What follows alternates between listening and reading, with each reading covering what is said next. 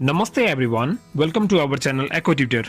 आज म तपाईहरुको लागि फेरि एउटा शेयर बजार सम्बन्धित भिडियो लिएर आइसकेको छु र यो हाम्रो शेयर सिरिजको 13औं भिडियो हो र यस भिडियोमा म तपाईहरुलाई मार्केट डेप्थ के हो र यसको प्रयोग कहाँ हुन्छ र मार्केट डेप्थ कसरी हेर्न सकिन्छ यी सबै जानकारी म दिन जाँदै छु। त्यसैले भिडियो चाहिँ अन्तिमसम्म हेर्नु होला र यो भिडियो हेरिसकेपछि तपाईले कुनै पनि जिज्ञासा भयो भने हामीलाई कमेन्ट गरेर भन्नु होला र तपाईले हेर्न चाहनु भएको कुनै भिडियो छ भने त्यो टपिक चाहिँ मेन्सन गर्नु होला। फेसबुकमा भएको शेयर माण्डु ग्रुप जोइन गर्नु होला जहाँ तपाई शेयर बजारको कुराकानी गर्न सक्नुहुन्छ र ग्रुपको लिंक चाहिँ डिस्क्रिप्सन बक्समा दिइएको छ।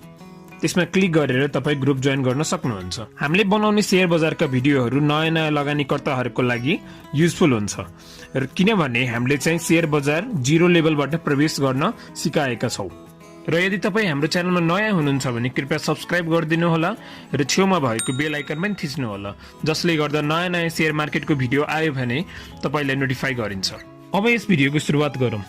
दोस्रो बजारमा शेयरको कारोबार गर्नको लागि तपाईसित मार्केट डेप्थको ज्ञान चाहिँ हुनुपर्छ र मार्केट डेप्थको ज्ञान भयो भने तपाई चाहिँ कुनै पनि शेयरमा कति डिमान्ड छ र कति सप्लाई छ त्यो चाहिँ इजिली थाहा पाउन सक्नुहुन्छ र तपाईलाई थाहा नै छ दोस्रो बजारमा शेयरको प्राइस चाहिँ डिमान्ड र सप्लाईको आधारमा फिक्स हुन्छ। यदि डिमान्ड चाहिँ धेरै भयो भने त्यसको प्राइस चाहिँ हाई हुन्छ, यदि सप्लाई धेरै भयो भने त्यसको प्राइस चाहिँ लो हुन्छ र यो मार्केट डेप्थको आधारमा तपाई चाहिँ शेयर किन्ने बेला प्राइस तोक्न सक्नुहुन्छ अथवा शेयर बेच्ने बेला प्राइस चाहिँ फिक्स गर्न सक्नुहुन्छ। मीन्स मार्केट डेप्थको अनुसार चाहिँ हामी प्राइस फिक्स गर्न सक्छौं शेयर किन्ने वा बेच्ने बेला। कुनै पनि शेयरको मार्केट डेप्थ तपाई डिफरेन्ट वेबसाइटबाट हेर्न सक्नुहुन्छ जस्तै मेरो लगानी, शेयर संसार, नेपाल स्टक एक्सचेन्जको अफिसियल वेबसाइट र मेरो स्टक। तर म यस भिडियोमा नेपाल स्टक एक्सचेन्जको अफिसियल वेबसाइटबाट तपाईहरुलाई मार्केट डेप्थ कसरी हेर्न सकिन्छ त्यो चाहिँ देखाउन जाँदै छु। र यो मार्केट डेप्थ मोबाइल र कम्प्युटर दुवैमा हेर्न सकिन्छ। म यहाँ कम्प्युटर युज गर्दै छु र यसमा चाहिँ मैले एउटा ब्राउजर युज गरे। तपाई पनि आफ्नो मोबाइल अथवा ल्यापटपमा चाहिँ ब्राउजर ओपन गर्नु होला र ब्राउजर ओपन भइसकेपछि यहाँ गुगलमा चाहिँ नेप्से वेबसाइट चाहिँ सर्च गर्नु होला र नेप्से वेबसाइट सर्च गरिसकेपछि यहाँ रिजल्टमा तपाई हेर्न सक्नुहुन्छ। फर्स्टमै आएको छ नेपाल स्टक एक्सचेन्ज लिमिटेडको वेबसाइट र यो सर्च रिजल्टको फर्स्ट अप्सनमा चाहिँ क्लिक गर्नु होला र क्लिक गरिसकेपछि हामी चाहिँ अहिले नेपाल स्टक एक्सचेन्जको वेबसाइटमा इन्टर भइसकेका छौं र यो नेपाल स्टक एक्सचेन्जको वेबसाइटमा तपाई यहाँ डिफरेन्ट अप्सनहरू हेर्न सक्नुहुन्छ। यहाँ डिफरेन्ट फिचरहरू दिइएको छ। यो वेबसाइट बारे तपाईले डिटेल्समा जान्नु छ भने हामीले अलरेडी भिडियो बनाइसकेका छौं र त्यो भिडियो हेर्नको लागि आई बटनमा क्लिक गरेर तपाई त्यो भिडियो हेर्न सक्नुहुन्छ। र म यहाँ ल्यापटपबाट साइट ब्राउज गर्दै छु त्यसैले यो साइटमा चाहिँ तपाई यहाँ क्लियरली हेर्न सक्नुहुन्छ मार्केट डेप्थको अप्सन जुन चाहिँ राइट टपमा दिइएको छ मार्केट डेप्थ भनेर। यहाँ म क्लिक गर्छु। यही तपाई मोबाइलबाट ब्राउज गर्दै हुनुहुन्छ भने त्यहाँ चाहिँ राइट साइड 3 लाइन अप्सन होला। त्यो 3 लाइन अप्सनमा क्लिक गरेर तपाई चाहिँ त्यहाँ मार्केट डेप्थको अप्सन पाउन सक्नुहुन्छ र त्यसमा क्लिक गर्नु होला र क्लिक गरिसकेपछि मार्केट डेप्थको अप्सन चाहिँ आउँछ र यो मार्केट डेप्थमा क्लिक गरिसकेपछि तपाई यहाँ हेर्नुभयो अब यहाँ चाहिँ मार्केट डेप्थ फिचर आइसकेको छ। यहाँ चाहिँ क्विक कोट भनेर दिइएको छ। क्विक कोट भन्नाले अब तपाईले कुनै पनि कम्पनीको मार्केट डेप्थ हेर्नु छ भने त्यो कम्पनीको सिम्बल चाहिँ सर्च गर्नु होला। सिम्बल थाहा छ भने सिम्बल सर्च गर्नु होला, अदरवाइज त्यसको साइडमा चाहिँ चुज सिम्बल भनेर दिइएको छ। त्योबाट चुज गरेर तपाई त्यो कम्पनीको चाहिँ मार्केट डेप्थ हेर्न सक्नुहुन्छ। म यहाँ कृषि विकास बैंकको मार्केट डेप्थ हेर्न जाँदै छु, एग्रिकल्चर डेभलपमेन्ट बैंकको र त्यसको सिम्बल चाहिँ एडीबीएल छ। मैले यहाँ क्विक कोटमा एडीबीएल चाहिँ टाइप गरे र त्यसपछि गोमा क्लिक गरे। गोमा क्लिक गरिसकेपछि यहाँ तपाई एडीबीएल को मार्केट डेप्थ हेर्न सक्नुहुन्छ। यहाँ फर्स्टमा चाहिँ 403 यो चाहिँ लास्ट ट्रान्ज्याक्सन प्राइस दिइएको छ यहाँ 403 र त्यस्तै यहाँ रातोमा चाहिँ 3 पोइन्टले घटेको छ। मीन्स आज चाहिँ यसको प्राइस एडीबीएल को प्राइस चाहिँ 3 पोइन्टले घटेको छ त्यो हेर्न सक्नुहुन्छ। त्यस्तै पीआर क्लोज भन्नाले प्रिभियस क्लोजिङ प्राइस हो, हिजो कतिमा क्लोज भएको थियो त्यो प्राइस चाहिँ यहाँ मेन्सन गरेको छ। र अर्को चाहिँ ओपन, आज चाहिँ 404 मा चाहिँ कारोबार ओपन भएको थियो, हाई चाहिँ 407 सम्म पुग्यो र लो चाहिँ 403 सम्म पुगेको छ र क्लोजमा चाहिँ आजको क्लोजिङ प्राइस चाहिँ त्यहाँ मेन्सन गरिन्छ। र यो प्राइस पछि हामी अर्को चाहिँ यहाँ अर्डर बुक भनेर यहाँ दिइएको छ र अर्डर बुकमा चाहिँ दुईवटा टेबल छ, एउटा बाई अर्डरको र अर्को चाहिँ सेल अर्डरको। पहिला हामी यो लेफ्ट साइडमा भएको बाई अर्डरतिर हेर्छौं र यो बाई अर्डर बुकको सबैभन्दा फर्स्टमा चाहिँ 403 रुपीजमा चाहिँ 3256 किताको डिमान्ड गरिएको छ र बाई अर्डर चाहिँ 15 वटा अर्डर छ। मिन्स 15 जना मिलेर राखेका छन् अथवा 15 वटा अर्डर चाहिँ प्लेस भएको छ। यो 15 जना नै हुन सक्छ भन्ने छैन। यहाँ 15 चोटी चाहिँ अर्डर राखिएको छ, त्यो हामी बुझ्छौँ। त्यस्तै अर्को प्राइस चाहिँ 402 रुपैयाँमा चाहिँ 847 किताको डिमान्ड भएको छ र त्यहाँ चाहिँ 6 वटा अर्डर प्लेस भएको छ। अब यो बाई अर्डर भनेको कति चोटी चाहिँ अर्डर प्लेस भएको छ त्यो भयो। र त्यस्तै 401 रुपैयाँमा चाहिँ 945 युनिटको लागि डिमान्ड चाहिँ प्लेस भएको छ र यहाँ चाहिँ बाई अर्डर चाहिँ 6 वटा छ। र तपाईँ यहाँ 400 मा पनि अर्डर हेर्न सक्नुहुन्छ र 399 मा पनि अर्डर हेर्न सक्नुहुन्छ। र यहाँ चाहिँ टोटल डिमान्ड चाहिँ अहिले 9976 वटा छ। एडीबीएल को डिमान्ड मिन्स यति किताको डिमान्ड छ। यहाँबाट थाहा पाउनु भयो एडीबीएल को डिमान्ड कति छ भनेर। र यहाँ चाहिँ 5 वटा अर्डर मात्र मेन्सन गरिएको छ, मिन्स तल पनि अर्डर हुन सक्छ, 398 मा पनि अर्डर हुन सक्छ, 397 मा पनि अर्डर हुन सक्छ। यहाँ टप 5 वटा अर्डर मात्र मेन्सन गरिएको छ। र त्यस्तै राइट साइडमा भएको टेबल चाहिँ सेल अर्डरको टेबल हो र यहाँ चाहिँ लोएस्ट प्राइसदेखि हाइएस्ट प्राइस मेन्सन गरिएको छ। सबैभन्दा पहिला चाहिँ 404 मा अहिले सेलर बसेको छ 236 युनिटको लागि, 236 युनिटको लागि चाहिँ सेलर बसेको छ र एउटा सेल अर्डर मात्र प्लेस भएको छ। मिन्स एकजनाले सेल गर्न खोज्दैछ 236 युनिट।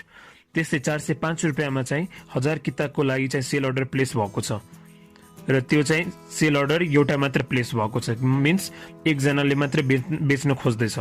यहाँबाट तपाईले सेल अर्डरको पनि हेर्न सक्नुहुन्छ। 406 मा छ, 407 मा छ र 408 मा छ। 409 मा पनि हुन सक्छ, 10 मा पनि हुन सक्छ। तर यहाँ चाहिँ 5 वटा लोएस्ट टु हाइएस्ट प्राइस चाहिँ यहाँ मेन्सन गरिएको छ। सबैभन्दा थोरै प्राइस जे छ त्यो चाहिँ सबभन्दा फर्स्टमा मेन्सन गरिएको छ र त्यस्तै त्यहाँदेखि लिएर 5 वटा प्राइस चाहिँ यहाँ मेन्सन गरिएको छ। र यहाँ तपाईँ राइट साइडमा हेर्न सक्नुहुन्छ एडीबीएल को टोटल सप्लाई चाहिँ जम्मा 5014 मात्र छ। र यहाँ चाहिँ यो 5 वटा सेल क्वान्टिटीलाई एड गर्नुभयो भने त्यो 5014 नहुन नै सक्छ, किनभने अरू चाहिँ सेल अर्डरहरू तल प्लेस भएको छ। 409, 410, 411 मा पनि हुन सक्छ। र यहाँबाट तपाईले के थाहा पाउनु भयो भने अहिले चाहिँ एडीबीएल को डिमान्ड धेरै छ, 9000 चाहिँ डिमान्ड छ तर सप्लाई चाहिँ जम्मा 5000 छ। र यहाँबाट अर्को कुरा पनि थाहा पाउन सक्नुहुन्छ। अब तपाईँ चाहिँ एडीबीएल किन्न जानुभयो भने यहाँबाट प्राइस कति राख्ने त्यो चाहिँ थाहा हुन्छ। यही तपाईँले इन्स्ट्यान्ट किन्नु छ भने, विदिन अ सेकेन्ड किन्नु छ भने, अब मार्केटमा अहिले सेलर कतिमा बसेका छन्? सेलर अहिले चाहिँ 404 मा बसेका छन् भने 404 मा अर्डर तपाईँ प्लेस गरेर किन्न सक्नुहुन्छ। यदि तपाईँ चाहिँ वेट गर्न चाहनुहुन्छ भने तब 403 मा राख्न सक्नुहुन्छ। र 403 मा राख्नुभयो भने सबैभन्दा पहिला यो 15 वटा अर्डर चाहिँ कम्प्लिट हुन्छ। 3256 सेयर चाहिँ पहिला बाई हुन्छ, त्यसपछि मात्र तपाईको चान्स आउनेछ। यदि तपाईले सपोज 100 किता राख्नुभयो, 100 किता राख्नुभयो भने अब यसको टोटल कति भयो? 3356 भयो। मिन्स सबैभन्दा पहिला 3256 चाहिँ पर्चेज हुन्छ र त्यसपछि मात्र तपाईको चान्स आउँछ। र यहाँ चाहिँ नम्बर अफ अर्डर चाहिँ 16 हुन्छ, 16 हुन्छ। इन्स्ट्यान्ट किन्नको लागि जतिमा सेलर छ त्यतिमा चाहिँ किन्नु पर्यो। 404 राख्नुभयो भने तपाईँ चाहिँ इन्स्ट्यान्ट किन्न पाउनुहुन्छ। जति हाई राख्नुभयो त्यति चाहिँ छिटो हुन्छ। र जति हाई प्राइस तपाईँले राख्नुभयो भने त्यति नै हाई चान्स हुन्छ सेयर पाउनको लागि। र अर्को चाहिँ हामी यहाँ सेलिङ तर्फ हेरौँ। यदि तपाईँ यो एडीबीएल बेच्न चाहनुहुन्छ भने त्यो बेला चाहिँ इन्स्ट्यान्ट बेच्नु छ भने अब यो बायर कतिमा बसेका छन्? बायर चाहिँ यहाँ 403 मा बसेका छन्। 403 मा बसेका छन् भने तपाईँले यहाँ सेल अर्डर चाहिँ 403 मा राख्नुपर्छ, तब इन्स्ट्यान्ट नै सेल हुन्छ। यदि तपाईले यहाँ 404 मा राख्नुभयो भने यहाँ पनि त्यस्तै हुन्छ, तपाईको अर्डरमा जान्छ। सबैभन्दा पहिला यो फर्स्ट अर्डर चाहिँ कम्प्लिट हुन्छ। फर्स्ट अर्डर भन्नाले 236 किता चाहिँ पहिला सेल हुन्छ, त्यसपछि मात्रै तपाईको पालो आउँछ। र इन्स्ट्यान्ट बेच्नको लागि त्योभन्दा थोरै प्राइस राख्नु पर्यो।